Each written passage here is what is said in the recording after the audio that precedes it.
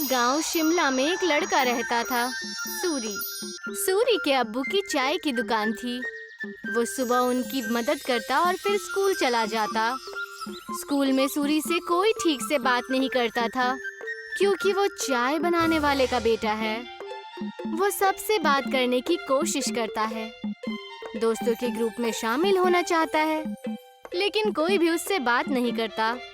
और अगर वो बात करने की कोशिश भी करता तो सारे लोग उसका मजाक उड़ाने लगते। हे, कोई मेरे साथ वीडियो गेम खेलेगा? हाँ, मैं खेलूंगा। अरे चाय बनाने के लिए नहीं, गेम खेलने के लिए बुला रहा हूँ, तू रहने दे। सूरी को बहुत बुरा लगता है। वो घर आते ही मुंह फुलाकर बैठ जाता है।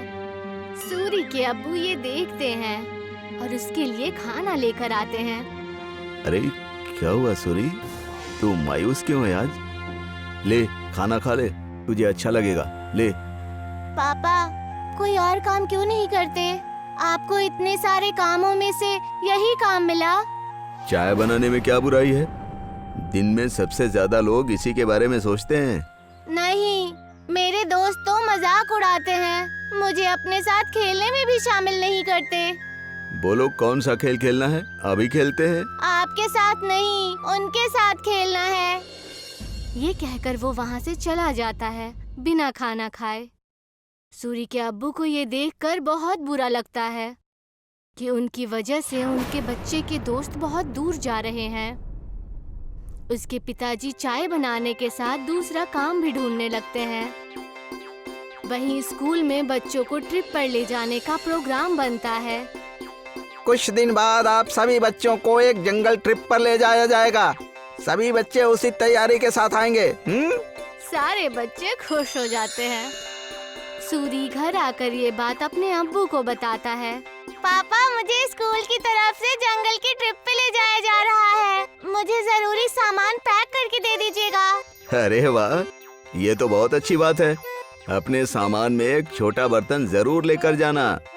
वहाँ अगर कुछ पकाना हो तो काम आ सकता है, ठीक है? जी पापा, जरूर। और हाँ, तुम्हें एक और बात बतानी थी। मैं नई नौकरी ढूंढ रहा हूँ। तुम्हें अब अपने दोस्तों के सामने शर्मिंदा नहीं होना पड़ेगा और वो तुमसे बात भी करेंगे। सच पापा? हाँ। सूरी खुशी से पिताजी के गले लग जाता है। कुछ दिन बाद उस जंगल ट्रिप पर जाने का दिन आ जाता है। सब उस जंगल में पहुंचने के बाद ट्रैकिंग शुरू कर देते हैं। मैं सबको 4 ग्रुप में बांटूंगा, जिसमें एक लीडर भी होगा। वो सब एक साथ में रहेंगे और अपना काम करेंगे। सब अपने लीडर की बात मानेंगे, समझ गए ना? सब अपना बैग लेकर ट्रैकिंग शुरू करते हैं। अरे किसको लीडर बना दिया? इसको तो चाय के अलावा कुछ नहीं आता। सब हंसने लग जाते हैं। सूरी को बहुत बुरा लगता है। कुछ दूर चलने के बाद वो थक जाता है। चलो यहाँ रुक जाते हैं, थोड़ा खा पी भी लेते हैं। बाकी सभी मान जाते हैं और रुक जाते हैं। नहीं, हम नहीं रुक सकते। अगर हम रुके तो लेट हो जाएंगे और कुछ ही देर में अंधेरा भी होने वाला है। लो, लीडर बना दिया तो अब हम पे हुक्म चला रहा है। नहीं, हम नहीं चलेंगे। तुझे जाना हो तो जा। हम थोड़ा नाश्ता करने के बाद ही ट्रैकिंग शुरू करेंगे। तू जा। सूरी के मना करने के बाद भी वो वहीं रुकते हैं, लेकिन फिर भी सूरी उन्हें नहीं छोड़ता और उनके साथ वहीं रुक जाता है। कुछ ही देर में टीचर और बाकी निकल जाते हैं और वो वहीं रह जाते हैं।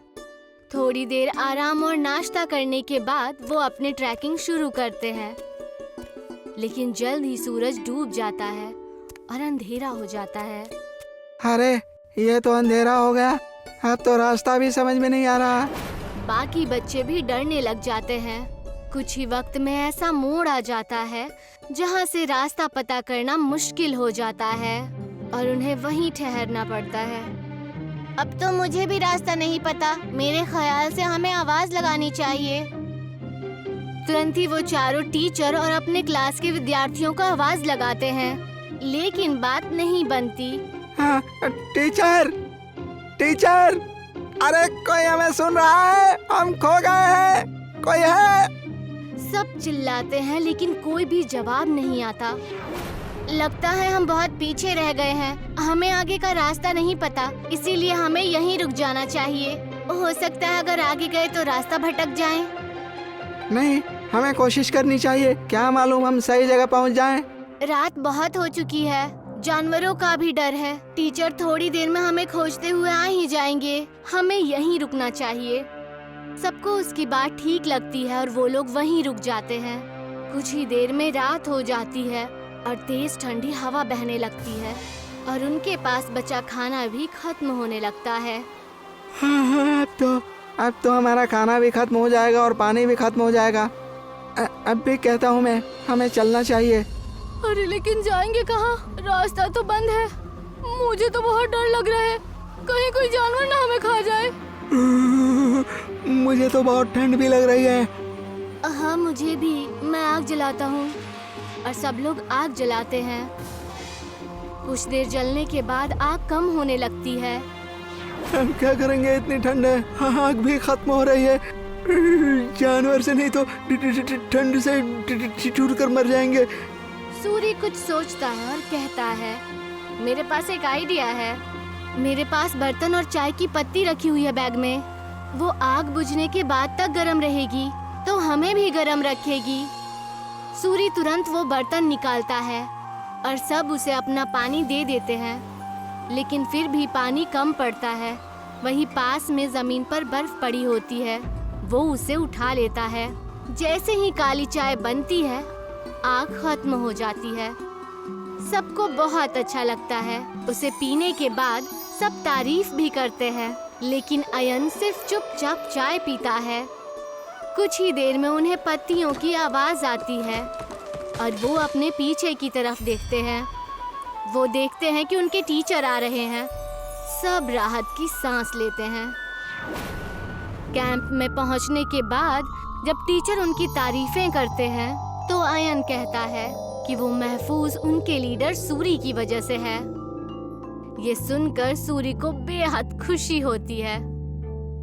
सूरी की कहानी सुनकर सब उससे दोस्ती करने आते हैं। अगर आज सूरी को चाय बनानी नहीं आती तो शायद सब